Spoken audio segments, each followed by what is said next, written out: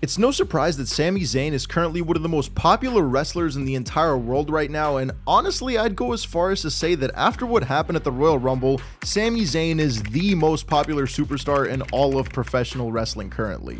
However, that's my point of making this video. I think that even though the WWE knows that Sami's the best thing they have right now, regardless of that fact, they will overlook him and proceed to go with the safe option in Cody Rhodes when it comes to who will dethrone Roman Reigns and will finally take those belts off of him.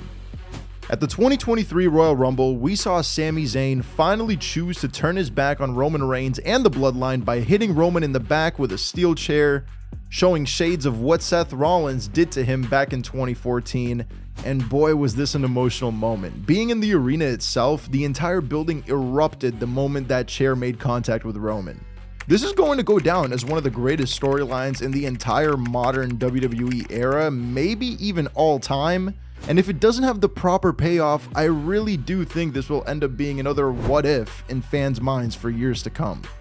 And I know, don't get me wrong, I love Cody Rhodes. I loved his return at Wrestlemania 38. I loved his matches with Seth Rollins, especially that Hell in a Cell match.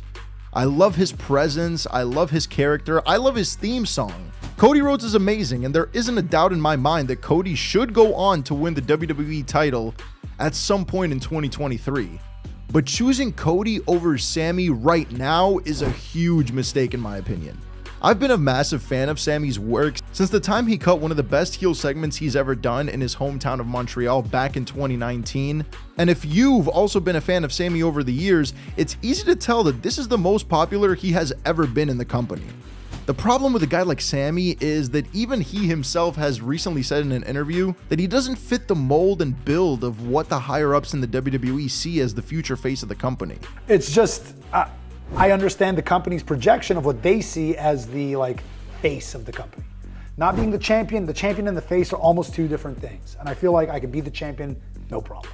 And honestly, that's okay. Not every champion has to be the new face of the company.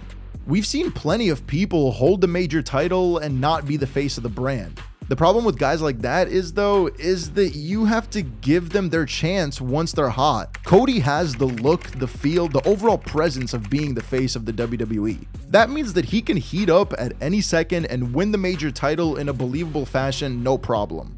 Sami is white hot now. He will not be white hot for the entire year. Hell, post Bloodline, we will probably see him start fading away a little.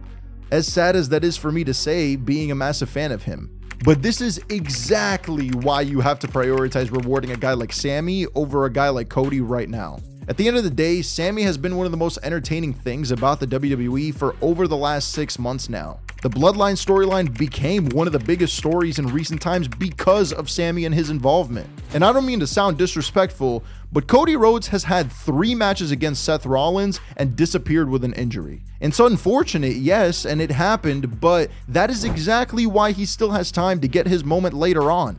At this point, and especially since Cody won the Rumble from being the number 30 spot, I feel like Cody's being handed opportunities and honestly being pushed down the fans' throat just a little bit. Don't get me wrong, most fans, including myself, still love Cody and his overall character, but I do think he's the number 2 WWE babyface right now behind Sami Zayn. I know most of you that disagree with this video will probably argue that Sami will get his moment when he and Kevin Owens take down the Usos to win the tag team belts. But in my opinion, that's just so boring. This is bigger than the tag team titles. Jey Uso also seems like he left the Bloodline in that emotional segment after the beatdown too, so that story just kind of doesn't even make any sense unless they do the predictable thing and have Sami face Roman for the titles at the Elimination Chamber, and Sami will lose because Jey realigns himself with the Bloodline to set up the tag title match for Mania. I don't know, I get that there's a 99% chance that Sami doesn't win the big one off of Roman this year, and that just, I don't know, it just upsets me so much. Especially since even if a match between Sami and Roman for the titles is announced at Montreal's Elimination Chamber, and just a day after this recording the match has now been announced, that doesn't matter at all. 1, Roman isn't losing at the Elimination Chamber, they're gonna wait until Mania. And 2, they already announced that it's Roman versus Cody at Wrestlemania 39. The match is set, the posters are made, having Sami face Roman at the Chamber would literally be pointless because the outcome is already spoiled. Either way, what do you think about this entire thing? I'm happy that Cody will most likely get his crowning moment, but a huge part of me can't help but feel really sad and salty at how they're treating my boy Sami. I really hope for a massive underdog story to unfold and for Sami to be added into the match as a triple threat or something, or somehow for them to like split the titles before Mania, which I don't think will happen, but honestly, I don't know. I just want the payoff to the story to be as great as the story itself has been up to this point. Anyways, thank you for watching and drop a like if you enjoyed.